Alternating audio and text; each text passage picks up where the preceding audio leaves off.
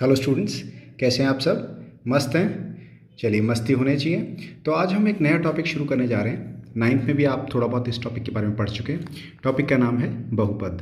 बहुपद क्या होते हैं पहले मैं आपको याद दिला दूं। एक बीजीय व्यंजक देखिए, कोई भी, ये चर x में एक बीजीय व्यंजक है। यहाँ पे जो चर है x, उसके घातांक देखिए। x की घात यहाँ 2 है, यहाँ कितनी है? 1 है, और यहाँ 0 है x की घात। तो यहाँ पे घात 2 है, यहाँ 1 है, यहाँ 0 है। 2, 1 और 0 ये तीनों पूर्ण संख्याएं हैं। 0, 1 और 2 तीनों पूर्ण संख्याएं हैं, क्योंकि पूर्ण संख्याएं 0 से ही शुरू होती हैं। तो ये जो आपके पास बीजीय व्यंजक है ये एक बहुपद होगा। क्या होगा? ये एक बहुपद होगा। क्यों? क्योंकि जो चर था उसकी हर जगह घात क्या है? एक पूर्ण संख्या है। ठीक है।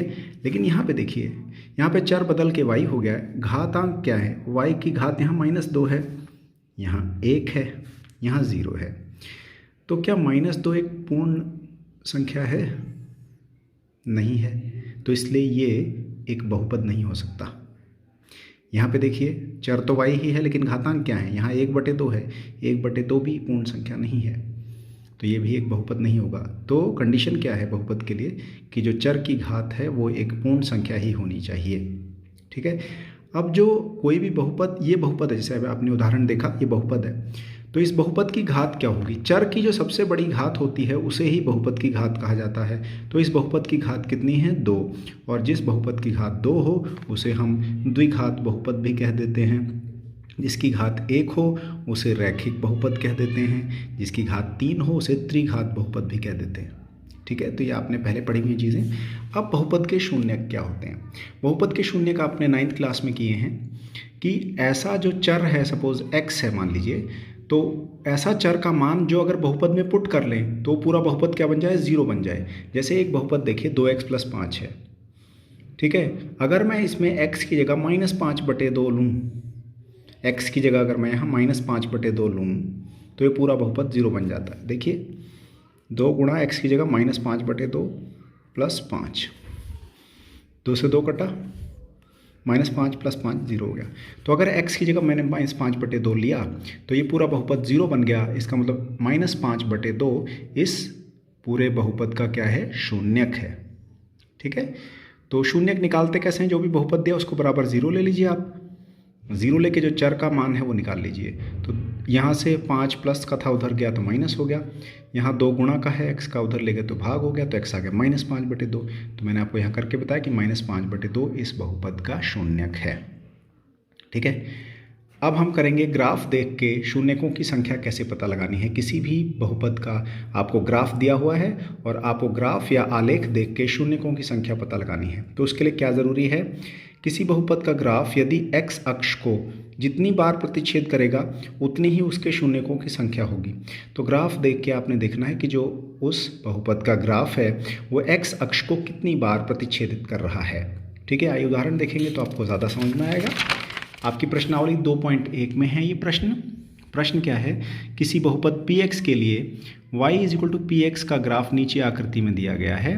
प्रत्येक स्थिति में शून्यकों की संख्या ज्ञात कीजिए। मतलब आपको ये बताना है कि कितने शून्यक होंगे। ये ग्राफ ध्यान से देखिए, ये वाला ग्राफ है। ये तो आपके x और y, ये x अक्ष होता है, आपको पता ही है। ये वाला ये y अक्ष होता है। ठीक है। अब ये ग्राफ दिया हुआ है, x अक्ष यहाँ है। x अक्ष को तो ये वाला ग्राफ एक बार भी नहीं प्रतिच्छेद कर रहा है ना, दूर है उससे। तो इसका मतलब एक भी शून्यक नहीं होगा, क्योंकि अभी हमने क्या पढ़ा था? शून्यकों की संख्या कितनी होती है? जितनी बार ये ग्राफ x अक्ष को प्रतिच्छेद करेगा। तो एक बार भी नहीं कर रहा, तो शून्यकों की संख्या क्या हो जाती है? 0 हो जाती है। नेक्स्ट देखते हैं। यहाँ देखिए, ये तो आपके x और y अक्ष हैं और ये ग्राफ है। ये देखिए, ये जा रहा ग्राफ x अक्ष, ये रहा। ये ग्राफ x अक्ष को कितनी बार छू रहा है? एक बार, एक ही बार छू रहा है ना। तो इसके शून्यकों की संख्या कितनी होगी? 1। क्यों? क्योंकि px का ग्राफ x अक्ष को एक बिंदु पर प्रतिच्छेद कर रहा है। ठीक है, करता है। तो इसके शून्यकों की संख्या क्या हुई? 1। चलिए आगे देखते हैं। यहाँ पर देखिए ग्राफ ये है, कितनी बार? 1, 2 और 3। ये ग्राफ ऐसे जा रहा है, ये देखिए ये तो x और y अक्ष थे, ये ग्राफ जा रहा है ऐसे 1 2 और 3 बार, तो शून्यकों की संख्या 3 हो गई, ठीक है ना। आगे देखिए, ये ऐसे है ग्राफ, कितनी बार, 2 बार प्रतिच्छेद कर रहा है x अक्ष को, तो शून्यकों की संख्या 2 है। यहाँ पर देखिए ऐसे जा रहा ग्राफ, ये पूरा 1 2 3 4, तो शून्यकों की संख्या हो गई 4, ठीक है। चलिए अगला, ये देखिए ऐसे जा रहा ग्राफ ये, तो बिंदु आप देख सकते हैं जहाँ पे x अक्ष को ये प्रतिच्छेद कर रहा है 1 2 और 3, तो शून्यकों की संख्या क्या हो जाती है, 3 हो जाती है। तो ये आपने सीखा कि आलेख या ग्राफ देख के शून्यक कितने हैं उस बहुपद के। वैसे बहुपद के ज़्यादा से ज़्यादा शून्यक उतने ही हो सकते हैं जितनी उसकी घात है। अगर द्विघात बहुपद है तो उसके ज़्यादा से ज़्यादा शून्यक 2 होंगे, ठीक है।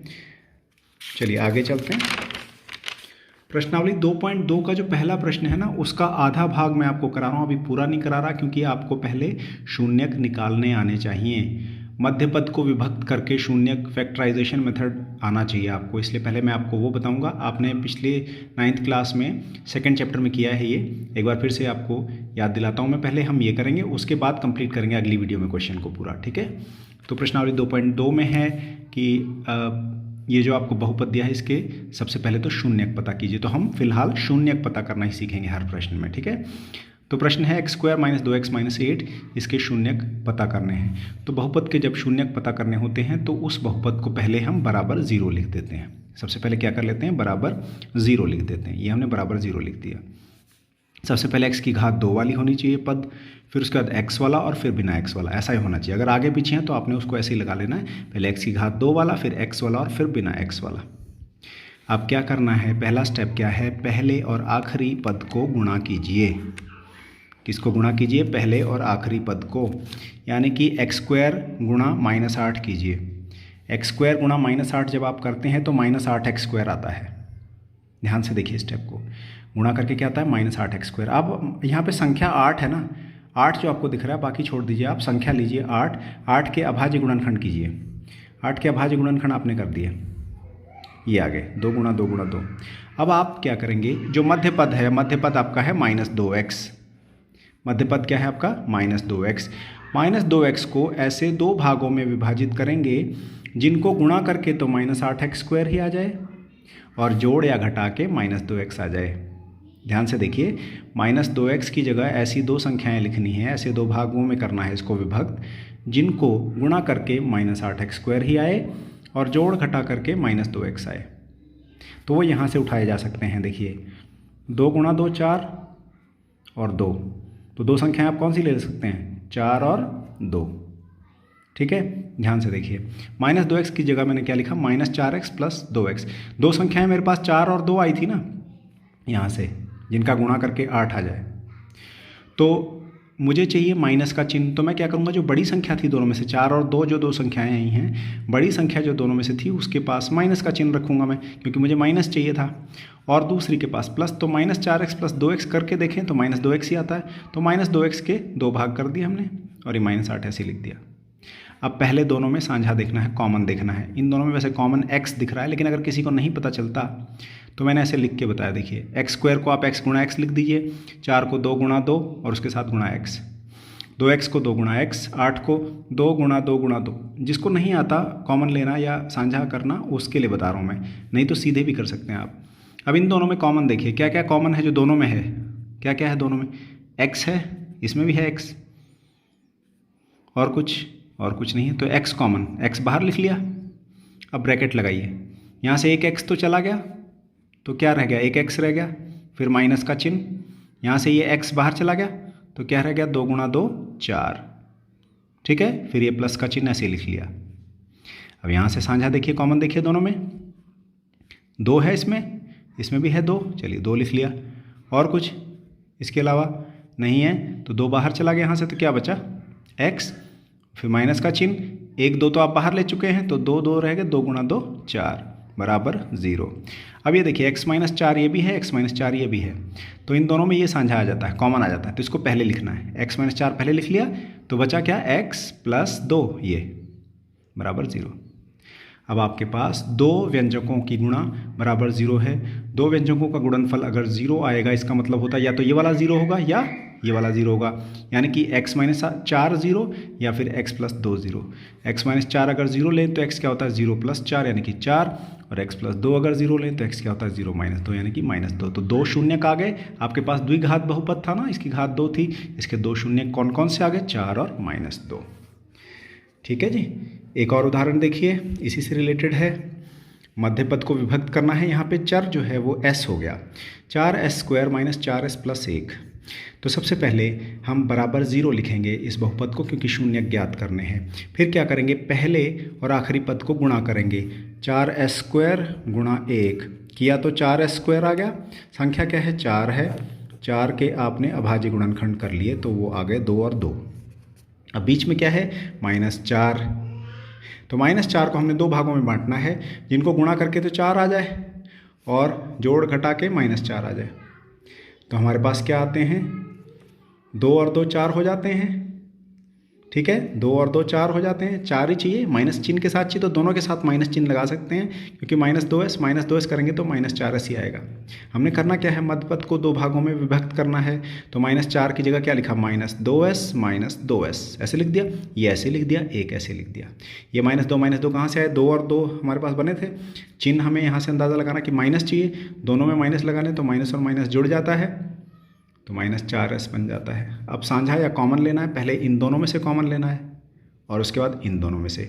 तो मैंने पहले की तरह ही इनको करके दिखाया है। 4 को मैंने 2 गुणा 2 लिख दिया, s² था तो s गुणा s हो गया, 2s था तो 2 गुणा s हो गया, ये 2 गुणा s है, ये 1 है। ठीक है, अब पहले इसमें और इसमें कॉमन देखिए क्या है, कॉमन 2 है, दोनों में है तो 2 लिख दिया।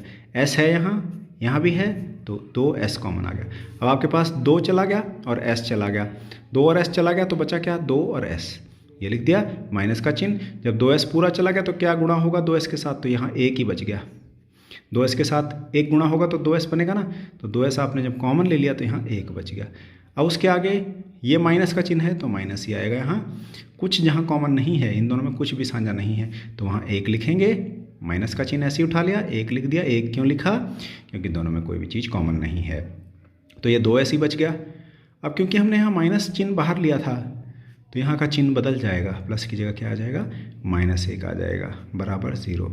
ये दोनों सेम हो जाएंगे, ये दोनों सेम हो रहे हैं, यही इसकी पहचान है कि आप ठीक कर रहे हैं। ये दोनों सेम होने चाहिए, क्योंकि ये कॉमन आ जाता फिर। अब 2s - 1 दोनों में कॉमन है, साझा है, तो इसको पहले लिखेंगे और फिर क्या बचेगा, 2s - 1, ये लिख दिया, बराबर 0। तो या तो 2s - 1 बराबर 0 हो गया, या ये वाला 2s - 1 बराबर 0 हो गया। तो 1 को उधर लगे, 0 में 1 जोड़ा 1 हो गया, 2s बराबर 1, तो s क्या आ गया, 1/2। ऐसे इधर भी s 1/2 आ गया। ठीक है, एक और देखिए, 6x² - 3 - 7x। मैंने अभी आपको बताया कि पहले x की घात 2 वाली होनी चाहिए, फिर x वाली होनी चाहिए। यहाँ x वाली पीछे लिख दी, तो आप क्या करेंगे, पहले इसको यहाँ लिखेंगे ऐसे, 6x² - 7x - 3 बराबर 0। फिर पहला स्टेप क्या होता है, पहले और आखिरी को गुणा करना। 6x² को -3 से गुणा किया तो -18x² आ गया, तो 18 के अभाज्य गुणनखंड कर लीजिए, ताकि 2 संख्याओं का अंदाज़ा लगा सकें आप। वो आ गए 2, 3 और 3। ठीक है, अब बीच में -7x है, इसको 2 भागों में बांटना है, जिनकी गुणा 18 आए। तो हम क्या करते हैं, देखिए ऐसे ले सकते हैं, 3 × 3 = 9, 9 और 2, 9 में से 2 गए 7 और 9 × 2 18। 9 में से 2 गए 7, मतलब घटा के 7 बच रहा है, और गुणा करके क्या आना चाहिए, 18। ठीक है, अगर आप ऐसे लेते 2 × 3 = 6 और 3, 6 और 3 तो फिर जोड़ करके 9 आ जाता, हमें चाहिए -7। तो आप कैसे लेंगे, 3 × 3 = 9 और 2, 9 और 2 2 संख्याएं हो गई, तो 9 दूनी 18 होता है, और 9 में से 2 घटाए 7 होता है। लेकिन मुझे क्या चाहिए, -7 चाहिए, तो मैं क्या करूँगा, 9 और 2 2 संख्याएं आई ना मेरे पास, तो बड़ी संख्या के साथ माइनस का चिन्ह लगा दूंगा, छोटी के साथ प्लस लगा दूंगा, क्योंकि -9 + 2 करेंगे तो -7 आएगा। ये ऐसे लिख लिया। अब कॉमन ले लें दोनों में से, तो मैंने ऐसे लिख के बताया है आपको। देखिए पहले 2 में से क्या कॉमन है, 3 है, x है, ब्रैकेट में बचेगा 2x - 3। फिर यहाँ कुछ कॉमन नहीं, ये चिन्ह ऐसे ही लिखते हैं, कुछ जहाँ कॉमन नहीं वहाँ 1 लिखते हैं, और ब्रैकेट में 2x - 3 ही बच गया। अब ये दोनों सेम आ रहे हैं, इसका मतलब आप ठीक कर रहे हैं। तो आगे इसको कॉमन लिख लीजिए, 2x - 3 और 3x + 1 बराबर 0। तो 2x - 3 बराबर 0 या 3x + 1 बराबर 0। तो यहाँ से x आ जाएगा 3/2, यहाँ से आ जाएगा -1/3। ठीक है, तो स्टूडेंट्स ये जो आपने मध्य पद को विभक्त करने की विधि लिखी है, अभी पढ़ी है आपने, वो आप आज प्रैक्टिस करके देखिए। ये कुछ क्वेश्चंस हैं जो आपने प्रैक्टिस करने हैं। मैंने जो सॉल्व किए हैं वो तो करने ही करने हैं आपने, ये ज़रूर करने हैं। ये 5 क्वेश्चन हैं, ये सारे सॉल्व करने हैं, ठीक है। तभी आपको पता चलेगा कि आपको समझ में आया कि नहीं। इनको फैक्टर बनाना है, शून्यक पता करना है, ठीक है। सो उम्मीद है आपको ये समझ आ गया होगा। अगर नहीं समझ आया तो बताइएगा। इस वीडियो में इतना ही, अगली वीडियो तक ऑल द बेस्ट।